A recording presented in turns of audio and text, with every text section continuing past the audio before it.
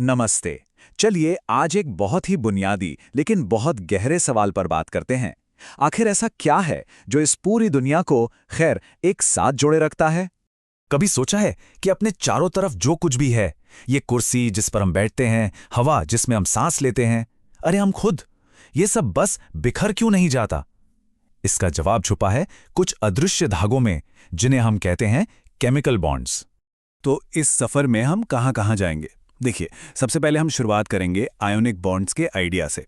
फिर हम देखेंगे कि जब एटम्स शेयरिंग करते हैं यानी कोवेलेंट बॉन्ड्स बनाते हैं तो क्या होता है। इसके बाद हम इन बॉन्ड्स को डिस्क्राइब करने का तरीका सीखेंगे। ये भी जानेंगे कि किसी मॉलिक्यूल का शेप कैसे पता लगाया जा सकता है। और फिर हम उतरेंगे कुछ गहरी थ्योरीज में। और आखिर में एक बहुत ही स्पेशल केस देखेंगे हाइड्रोजन बॉन्ड्स का। तो चलिए शुरू करते हैं। हमारा पहला पड़ाव है आयोनिक बॉन्ड्स। इसको समझने का सबसे आसान तरीका है इसे एटम्स के बीच इलेक्ट्रॉन्स के लेन देन की एक कहानी की तरह देखना। अब ये कहानी शुरू कहाँ से हुई, इसकी नींव रखी थी कोसल और लुईस जैसे वैज्ञानिकों ने। उन्होंने ही सबसे पहले ये समझने की कोशिश की कि एटम्स आखिर एक दूसरे से जुड़ते कैसे हैं। एक तरह से उन्होंने हमें इन कनेक्शंस को समझने के लिए पहली भाषा दी। कोसेल ने एक कॉन्सेप्ट दिया जिसे कहते हैं इलेक्ट्रोवेलेंसी। इसका मतलब बहुत सीधा सा है, एक एटम अपना इलेक्ट्रॉन पूरी तरह से दूसरे एटम को दे देता है। अब सवाल है, ऐसा होता क्यों है? मकसद है स्टेबिलिटी पाना, बिल्कुल नोबल गैस की तरह। तो एक ने दिया, दूसरे ने लिया और इस लेन देन में दोनों स्टेबल हो गए। बिल्कुल एक विन विन सिचुएशन। तो ये पूरा प्रोसेस होता कैसे है? देखिए, एक एटम इलेक्ट्रॉन खोता है तो उस पर आ जाता है पॉजिटिव चार्ज, और जो एटम इलेक्ट्रॉन लेता है उस पर आ जाता है नेगेटिव चार्ज। अब हमारे पास एक पॉजिटिव और एक नेगेटिव आयन है, और हम सब जानते हैं ऑपोजिट्स अट्रैक्ट। ये दोनों एक दूसरे को खींचते हैं और मिलकर एक बहुत ही ऑर्गेनाइज्ड 3D स्ट्रक्चर बना लेते हैं। इसी को कहते हैं क्रिस्टल लैटिस। और इसी स्ट्रक्चर को बनाए रखने में जो एनर्जी लगती है वो इसे कमाल की मजबूती देती है। लेकिन हमेशा लेन देन ही हो ये जरूरी तो नहीं। क्या होगा अगर एटम्स इलेक्ट्रॉन देने या लेने की मूड में ना हो? यहीं पर तस्वीर में आता है हमारा दूसरा आइडिया, कोवेलेंट बॉन्ड्स। इसे हम एटम्स की शेयरिंग इकोनॉमी भी कह सकते हैं। यहां सब कुछ शेयरिंग पे चलता है। तो देखिए, हमारे पास दो बिल्कुल अलग अलग फिलॉसफीज हैं। आयोनिक बॉन्ड्स में लेन देन होता है, एक देता है दूसरा लेता है। लेकिन कोवेलेंट बॉन्ड्स में पार्टनरशिप होती है, यहां शेयरिंग होती है। और ये जो बेसिक सा फर्क है ना, यही दुनिया में इतने अलग अलग तरह के मटेरियल्स के लिए जिम्मेदार है। शेयरिंग का ये शानदार आइडिया लुईस ने दिया था। उन्होंने बताया कि कोवेलेंट बॉन्ड तब बनता है जब दो एटम्स के बीच एक या एक से ज्यादा इलेक्ट्रॉन पेयर्स की म्यूचुअल शेयरिंग होती है। ये एक टीम वर्क जैसा है, जहां दोनों एटम स्टेबल होने के लिए एक दूसरे का साथ देते हैं। हाँ, पर इस पार्टनरशिप के भी कुछ रूल्स हैं। एटम्स 1, 2 या 3 इलेक्ट्रॉन पेयर्स तक शेयर कर सकते हैं, जिससे सिंगल, डबल या ट्रिपल बॉन्ड्स बनते हैं। फिर कुछ इलेक्ट्रॉन्स ऐसे भी होते हैं जो बॉन्डिंग के इस खेल में हिस्सा नहीं लेते, साइड में बैठे रहते हैं। इन्हें हम लोन पेयर्स कहते हैं। और हाँ, कुछ मॉलिक्यूल्स इतने कॉम्प्लेक्स होते हैं कि उनका एक सिंगल स्ट्रक्चर बनाना मुमकिन नहीं होता। तब हम रेजोनेंस का कॉन्सेप्ट इस्तेमाल करते हैं। मतलब असली स्ट्रक्चर कई अलग अलग स्ट्रक्चर्स का एक मिला जुला रूप होता है। ठीक है, तो अब हम ये तो जान गए कि बॉन्ड्स बनते कैसे हैं, पर अब सवाल ये है कि हम इन्हें डिस्क्राइब कैसे करें। मतलब इन बॉन्ड्स की अपनी एक भाषा भी तो होनी चाहिए। चलिए उसी भाषा को समझते हैं। किसी भी बॉन्ड को समझने के लिए हमारे पास कुछ जरूरी पैरामीटर्स हैं, जैसे कि बॉन्ड लेंथ यानी बॉन्ड कितना लंबा है, बॉन्ड एंगल यानी एटम्स के बीच का एंगल क्या है, बॉन्ड एंथैल्पी जिससे पता चलता है कि बॉन्ड कितना मजबूत है, फिर आता है बॉन्ड ऑर्डर और बॉन्ड पोलैरिटी।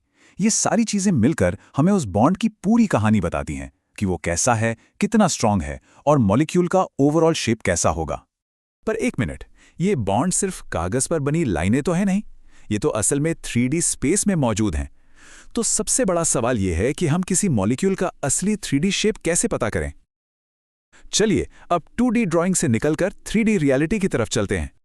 और इस काम के लिए हमें कुछ और एडवांस्ड टूल्स की जरूरत पड़ती है, जैसे कि VSEPR थ्योरी और मॉलिक्यूलर ऑर्बिटल थ्योरी। ये थ्योरीज हमें न सिर्फ मॉलिक्यूल्स के 3D शेप समझने में मदद करती हैं, बल्कि उनकी एनर्जी के बारे में भी बताती हैं। पहले बात करते हैं VSEPR थ्योरी की।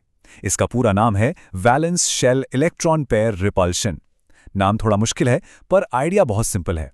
सोचिए कि एक सेंट्रल एटम के चारों तरफ जो इलेक्ट्रॉन पेयर्स हैं, वो एक दूसरे को पसंद नहीं करते। वो एक दूसरे से दूर भागते हैं, रिपेल करते हैं। तो वो स्पेस में खुद को इस तरह अरेंज करते हैं कि उनके बीच ज्यादा से ज्यादा दूरी बनी रहे, और बस इसी रिपल्शन से तय हो जाता है मॉलिक्यूल का फाइनल शेप। और ये जो धक्का मुक्की है ना, ये रैंडम नहीं है, इसका एक पूरा पावर स्ट्रक्चर है। सबसे ज्यादा जोरदार धक्का मुक्की होती है दो लोन पेयर्स के बीच। ये सबसे स्ट्रॉन्ग रिपल्शन है।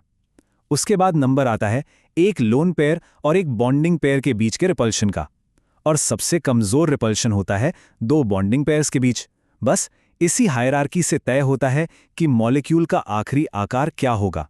VSEPR थ्योरी हमें शेप तो बता देती है, पर वो ये नहीं बताती कि बॉन्ड आखिर बना ही क्यों, या उसकी एनर्जी कितनी है। इन क्यों का जवाब जानने के लिए हमें बॉन्डिंग की और गहरी थ्योरीज में उतरना होगा।